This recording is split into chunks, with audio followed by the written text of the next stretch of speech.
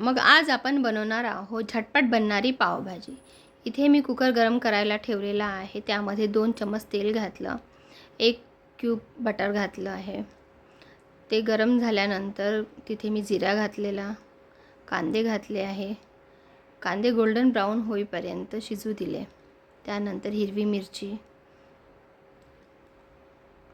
आणि अद्रक लसूणचा पेस्ट घातलेला आहे। ते थोडं शिजू देऊया। नंतर इथे टमाटर घातले। टमाटर घातल्यानंतर इथे 2 चमच मीठ घातलेले आहे।